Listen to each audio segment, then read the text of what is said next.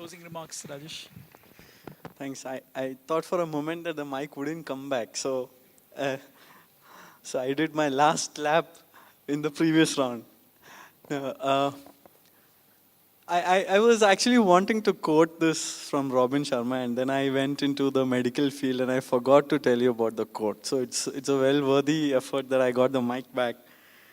I will read it because I don't want to change the words. He says, change is hard at the beginning, messy in the middle, and gorgeous at the end. Changes, very hard in the beginning, messy in the middle, and gorgeous at the end.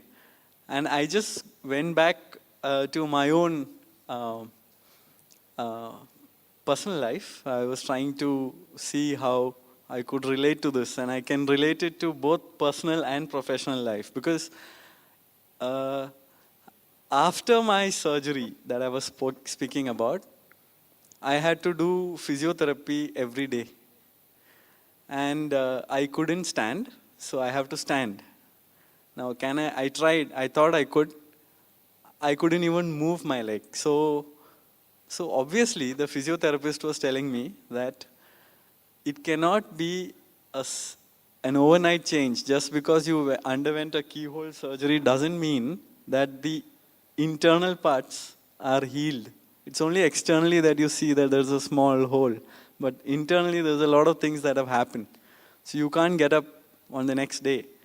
So it was incremental change. And there is a reason why I'm sharing this. If not for the incremental change, I wouldn't have been walking up and sitting here. And it took me more than 9 months to start walking without a limp. So it's a small thing for a person. I mean, you would see so many people injured. But if you actually go back at what happens, it is a change. It was very tough for me to do that little bit of physiotherapy. It was very painful. And it was really messy in the middle because I was crying and screeching and screaming, and I had a very bad mood because every day I'm in pain. So the only thing that I could do was hope for the best. And at the end of the day, now I'm able to play table tennis, I can play squash, I can do what I want. It is gorgeous at the end. Now, if you have to experience that as an advisor with your clients, and if so far, I mean, I am sure all of us in this room were not advisors right from the day we were born into financial intermediation. Right? We have all been sellers. Hand on the heart, we started as sellers. Very, very few people in this room would say, hand on the heart, I started as an advisor. Very few people. But maybe 5 years from now, when we have such an audience, I will not make this statement because I'm sure a lot of youngsters who are here passing out of campus would want to change the way they play the game. So, but today that's not the case. So we started as sellers. Sellers of insurance, sellers of bonds, even, I mean, UTI, the company that told us what is a unit trust, what is a mutual fund. We started selling because that was what it was. That was our country. It's not bad. Selling is not bad. But all of us today are thinking about something different, which means we are going to change the way we are going to work. We are going to change the way we are going to practice. We are going to change the way we are going to deal with clients. Please understand it's going to be tough in the beginning. You can't become a fiduciary advisor from tomorrow. It's not going to be easy. Try doing that with one client, you will understand the difficulty. Your realities of life will pinch you because if you disclose all your commissions, then your client might say, I don't want this. It's not going to be easy to sell an endowment product if you're going to disclose that I'm going to get 15% commission. While you will get a signature at the end of the form from the client that he has disclosed, or in the mutual fund section he has disclosed, that's only checklist. That is not fiduciary. We are used to it today. But what am I telling you? I'm saying that tell the client that I'm getting 15% commission. That's for Rajesh Krishnamurthy to say, but for you to act, and therefore you can say that this guy doesn't know the pain of facing a client. And if you don't change, nothing's going to change. But if you decide to change, it's going to be tough. And it will get messy as you go forward. Because on one side, you will have your mind taking you back to that earlier phase where you had already fallen in a comfort zone. That this is the way I can work and my clients are happy. I've done this for 15 years, 20 years. Abhi kya karna hai? But at the end of the day, if you've done this change and you followed fiduciary, you generated transparency in your dealings and you were fair with your customers, 3 years from now, 5 years from now, 10 years from now, I'm going to tell you, you are going to be looking for a person to do intergeneration wealth transition planning for your practice. That's the kind of money that the customers will give you for the kind of service if you follow these principles. It's simple, but it's not easy. That's it from my side, and all the best once again.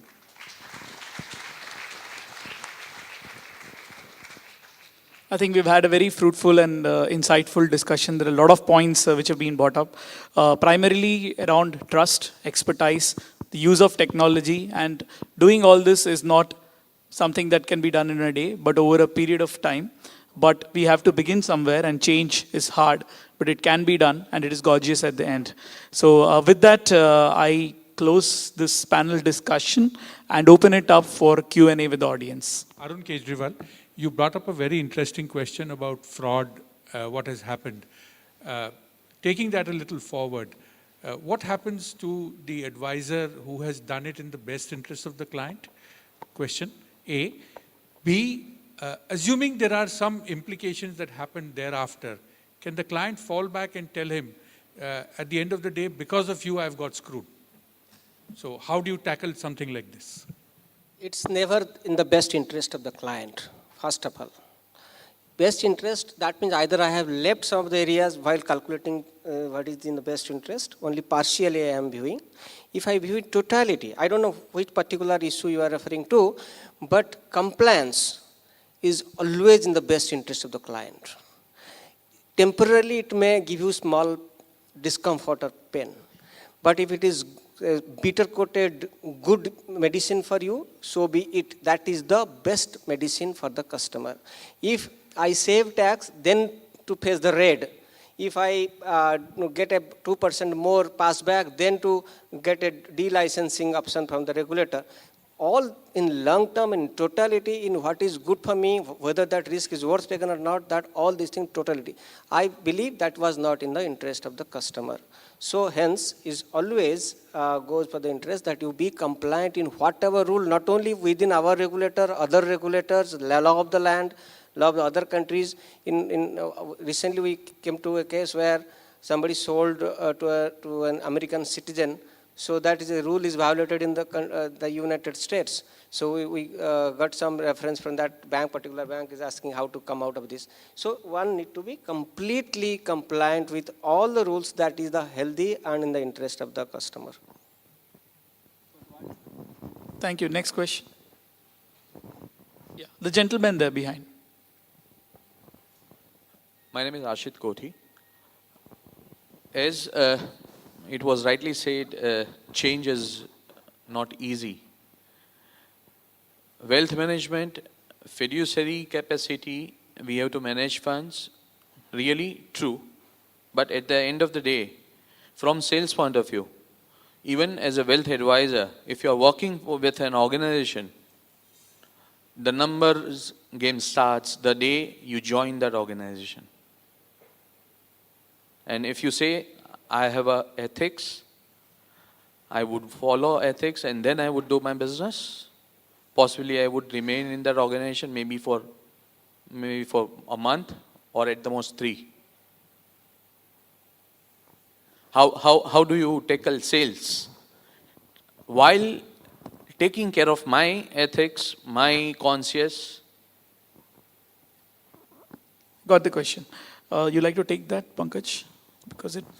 Okay, his question is that it is all right to say that you should act in the best interest of client and give client advice and all, but in any organization, the advisors have a target, a pressure on target, and if they do this, they may not meet targets and essentially lose their jobs. So how is it good for them? No, but I'll not be the right person because I have a practice where I'm the owner of the company, so it is bad. So.